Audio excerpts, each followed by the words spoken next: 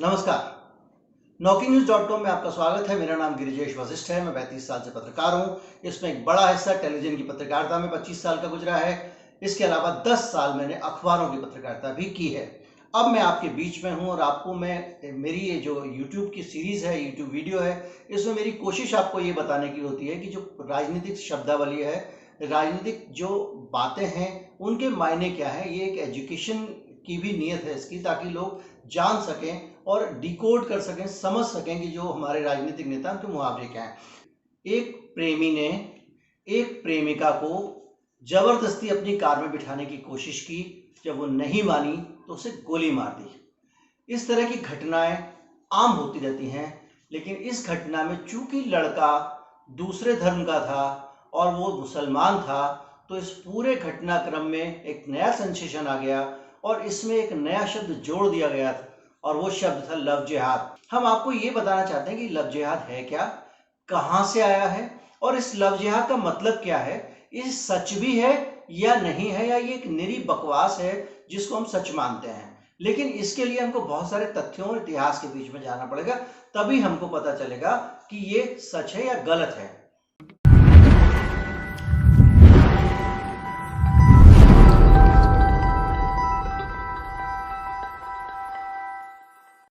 आमतौर पे हम अपनी रोजमर्रा की जिंदगी में मुसलमान लोगों के साथ बैठ के उनके साथ एक टेबल पर खाना खाते हैं, उनसे सामान खरीदते हैं, वो हमसे सामान खरीदते हैं। हमारे बहुत दोस्ताना रिश्ते होते हैं, शाम को लंबा वक्त हम उनके साथ बिताते हैं। लेकिन जब हम सोशल मीडिया पे जाते हैं तो अचानक उनके खिलाफ जहर उगलना शुरू कर देते हैं। हमारे समाज के एक बड़े हिस्से का ये सच है, वो लोग ऐसे ही करते हैं। तो ऐसा क्यों करते हैं, क्या वजह है इसके पीछे, ये जानने के लिए आपको ये समझना पड़ेगा कि इस हिंदुस्तान में और बल्कि दुनिया के एक बड़े हिस्से में एक बहुत बड़ा पॉलिटिकल एजेंडा चलता है, कॉन्स्पिरेसी थ्योरी, जो एक तरह से जो मुस्लिम आबादी को लेकर एक खौफ पैदा करने का काम करती है। मैं ये नहीं कह रहा हूं कि वो सच कहते हैं या झूठ कहते हैं, क्योंकि इसकी पड़ताल मैं आगे करने वाला हूं। झूठ अगर मैं कहूंगा तो साबित करूंगा। लव जिहाद शब्द आते ही एक विमर्श पूरा बदल जाता है, और इसीलिए इस तरह के शब्द जो राजनीतिक पार्टियां उनके सोशल मीडिया सेल जारी करते हैं। लेकिन शब्द है क्या, कहां से आया, इस पे हम तफसील से बात करते हैं। हमारा कानून जो है वो इस बात की इजाजत देता है कि लड़की हो या लड़का जिससे चाहे शादी कर सकता है, वो किसी भी धर्म का हो, किसी भी जाति का हो। लेकिन जब आपकी मर्जी के खिलाफ आपका बेटा या बेटी या आपकी जात बिरादरी की लड़की किसी जात या धर्म के बाहर शादी करती है, तो उस जात और धर्म के लोग एक साथ संगठित हो जाते हैं। लेकिन संविधान ने ये इजाजत दी हुई है कि आप किसी से भी शादी कर सकते हैं। तो आप रोकने के लिए क्या करेंगे? आप रोकने के लिए थाने में जाएंगे। थाना कहेगा इसमें तो गुनाह नहीं है, लड़की बालिग है। तो आपके पास में वहां से एक और सहारा बनता है, और वो सहारा है लव जिहाद का सहारा। वकील इस बात की सलाह देते हैं कि आप जो है इस मामले में लव जिहाद की एक रिपोर्ट लिखा दीजिए, और पुलिस इस रिपोर्ट को गंभीरता से लेती है। उसको जांच करनी पड़ती है, लड़के लड़की से पूछताछ करनी पड़ती है, और यहीं से एक लव जिहाद का मामला जुड़ जाता है। अब सबसे पहले भारत में लव जिहाद शब्द का इस्तेमाल 2009 में हुआ। जी हाँ, 2009 में 2009 में कुछ मामले लगातार ये रिपोर्ट होने लग गए कर्नाटक और केरल में, जिनमें कहा जाने लग गया कि कोई एक संगठित बड़े ग्रोह, जिसमें सिमी का नाम भी आया, वो जानबूझ के युवाओं के जरिए दूसरे धर्म की लड़कियों को मुसलमान बनाने के लिए अपने धर्म में शामिल करवा रहा है। जब इस मामले में बहुत सारी शिकायतें जमा हो गई तो 18 शिकायतों का लव जिहाद की जांच की गई। तो जो डीजीपी थे मिस्टर पुन्नूस, उनका नाम था जेकब पुन्नूस, उन्होंने इसकी जांच की। जांच करने के बाद में केरल हाईकोर्ट को एक रिपोर्ट दी, जिसमें उन्होंने कहा कि कोई संगठित तरीके से, एक सुनियोजित तरीके से ऐसा कोई जिहाद जैसा प्रयास नहीं लगता है जिसमें आपकी किसी जाति की लड़की को जानबूझ के मुसलमान बनाने के लिए उससे प्यार कर रहे हो। हमने ये जांच कर ली है, 15 मामलों में एकदम क्लियर कट है, आरोप झूठे थे, लड़कियों से बात हो गई। 3 मामलों में भी संदेह, हम जांच कर रहे हैं, जैसी रिपोर्ट होगी हम आपको शामिल करेंगे। लेकिन केटी शंकरन साहब एक जज साहब थे, जिन्होंने केरल पुलिस की इस रिपोर्ट को नहीं माना। उन्होंने कहा कि नहीं, लव जिहाद होता है। उनके पास कहाँ से इनपुट थे, उनके पास किसने पेश किया, ऐसी कोई जानकारी नहीं आई। उन्होंने कहा बहुत सारे हजारों मामले मीडिया में रिपोर्ट हो रहे हैं, इसलिए कि लव जिहाद होता है। खैर, इसके बाद मामला हाईकोर्ट में पहुंचा।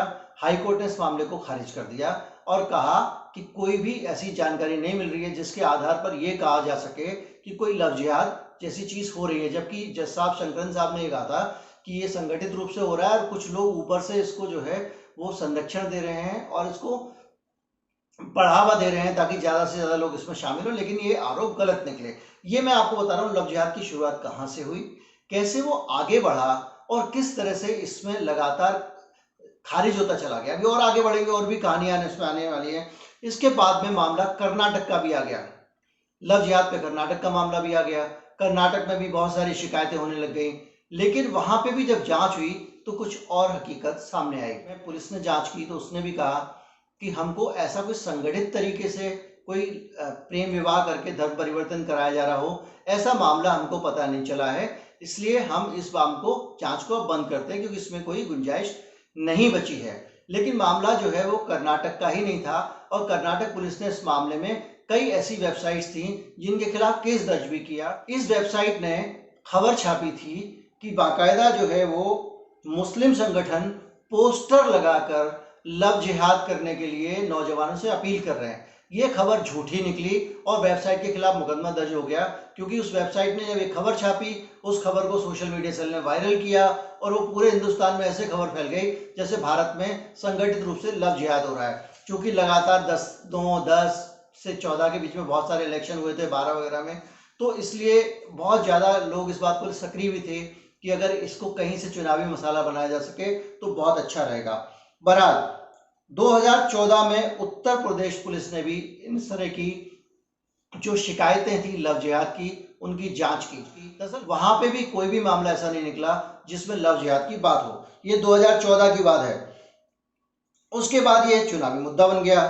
2017 में एक और मामला आया। एक हिंदू लड़की ने केरल में एक मुस्लिम लड़के से शादी कर ली। इस शादी को करने के बाद बवाल हुआ। परिवार के लोगों ने कहा कि जबरदस्ती उसको लड़की को किडनैप करके धर्म परिवर्तन के लिए उसकी शादी कराई गई है। लड़की की मर्जी से शादी नहीं हुई है। लेकिन उसके बाद में क्या हुआ, मामला कोर्ट में गया। हाई कोर्ट ने सीधे सीधे कहा कि साहब ये तो मामला लव जिहाद का है और लड़के और लड़की को अलग अलग कर दिया जाए। उन्होंने शादी को अवैध करार दे दिया। इस मामले के खिलाफ लड़का जो है उसने सुप्रीम कोर्ट में अपील की। लड़के ने जब सुप्रीम कोर्ट में अपील की तो सुप्रीम कोर्ट ने कहा कि भाई अगर इतने लेवल पे मामला हो रहा है तो एनआईए को भी बोला जाए कि वो भी इसमें जांच करे। एनआईए ने जांच की। सुप्रीम कोर्ट में जो लड़की थी हादिया, उसको बुलाया गया। हादिया, उसका नाम बदल गया था शादी के बाद। उसने कहा कि बिल्कुल ये लव जिहाद नहीं है, हमने अपनी मर्जी से शादी की है और हम अब साथ में रहना चाहते हैं। सुप्रीम कोर्ट ने कहा कि इसके साथ ही सारा मामला खत्म हो जाता है। लेकिन चूंकि आप समझ सकते हैं कि एनआईए की जो है इसमें दिलचस्पी नहीं थी कि मामला जल्दी खत्म हो। उसके क्या पॉलिटिकल कारण है एनआईए की इस दिलचस्पी की, वो हम सब समझ सकते हैं। लेकिन उसके बावजूद सुप्रीम कोर्ट ने एनआईए की सारी बातों को खारिज कर दिया और कहा कि कोई लव जिहाद जैसी कोई चीज़ नहीं है। अभी तक हम 10 मामले देख चुके हैं जिसमें लव जिहाद की चीज़ें बकवास साबित हुई हैं। एक हाई कोर्ट ने फैसला दिया भी तो वो भी सुप्रीम कोर्ट ने कहा कि ये बकवास फैसला है, उसको वापस कर दिया और तो लड़का लड़की को साथ रहने की इजाज़त दे दी। कुल मिला के इस पूरी की पूरी जो हमने रिसर्च की उसका निचोड़ ये निकला है कि लव जिहाद जैसी कोई चीज़ नहीं होती है।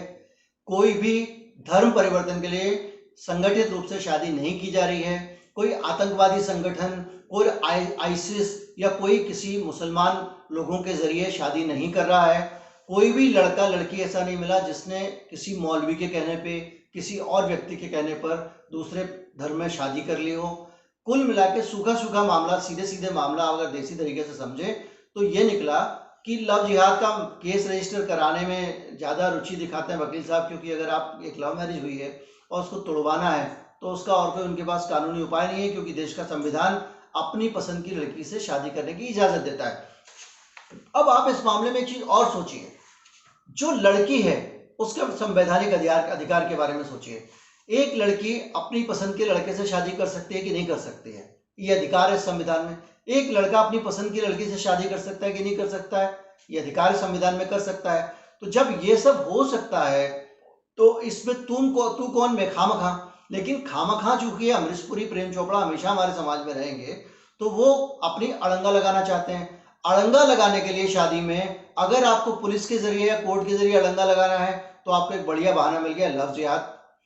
उस लव जिहाद के जरिए वोट बनाना है तो जितना जो पूरा का पूरा ये जो एक पॉलिटिकल समाज है, जो एक खास तरह की आइडियोलॉजी के लोग हैं, जो एक अंधभक्त कहे जाने वाले लोग हैं, उन सब लोगों को मसाला मिल जाता है। जब भी एक ऐसा कांड होता है, लव जिहाद शब्द को वो बहुत बुरी तरह से समाज में फैलाते हैं और उसके बाद में हो कुछ भी ना, लेकिन एक नफरत वो एक खास कौम के लिए पैदा करने में कामयाब होते हैं, जो कि किसी भी तरह से भारत की एकता और अखंडता के लिए ठीक नहीं है।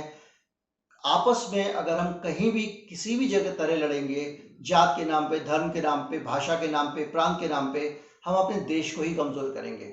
मैं यही कहूंगा कि इस तरह की किसी अफवाह में ना आए। अब तक लव जिहाद जैसा कोई आरोप किसी भी तरह की जांच में, 25 तरह की जांच आप देख चुके हैं, साबित नहीं हुआ है।